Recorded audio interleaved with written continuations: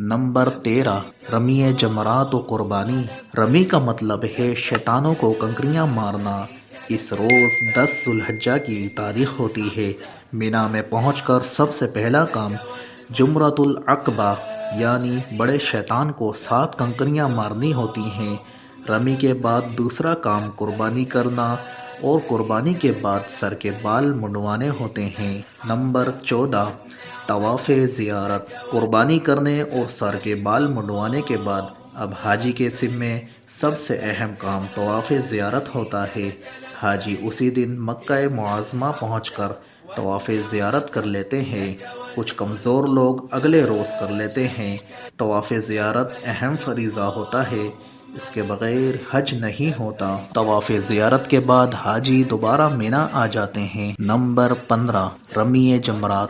مینا میں 11، 12 اور 13 ذی الحجہ کو ہر روز تینوں شیطانوں کو کنکریاں مارنی پڑتی ہیں۔ نمبر 16، طواف وداع۔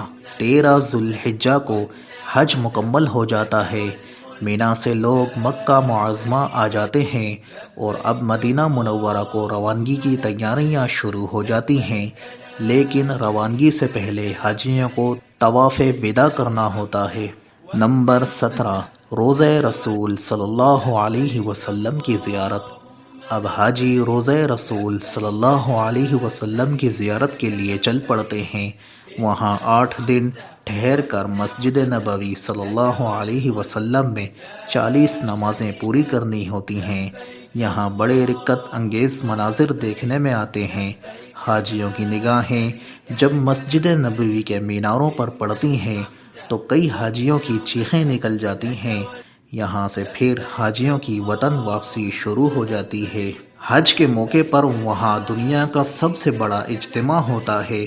ہر مقام پر بے پناہ ہجوم ہوتا ہے۔ دنیا کے تمام مسلم ممالک سے حاجی آئے ہوئے ہوتے ہیں۔ ایسی حالت میں کسی نہ کسی سے کوئی غلطی یا زیادتی ہو ہی جاتی ہے تو حاجی کا فرض ہے کہ وہ اخوت و بردباری کا مظاہرہ کرے اور اس کی غلطی یا زیادتی کا جواب غلطی یا زیادتی سے نہ دے۔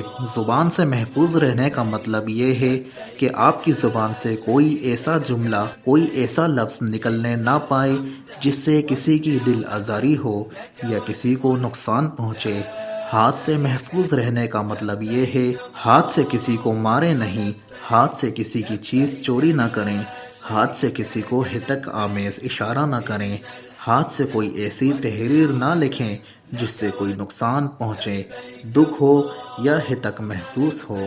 اسی طرح حدیث پاک کا واضح مطلب ہو گیا ہے کہ جو شخص پورے مناسک حج ادا کرے اور اس کے ہاتھ اور زبان سے کسی دوسرے مسلمان کو تکلیف نہ پہنچے تو اس کے سارے سابقہ گناہ معاف ہو جاتے ہیں۔ ابو ہریرہ رضی اللہ تعالی عنہ سے روایت ہے کہ رسول اللہ صلی اللہ علیہ وسلم نے فرمایا، حاجی کی مغفرت ہو جاتی ہے اور حاجی جس کے لیے بھی استغفار کی دعا کرے وہ بھی قبول ہو جاتی ہے۔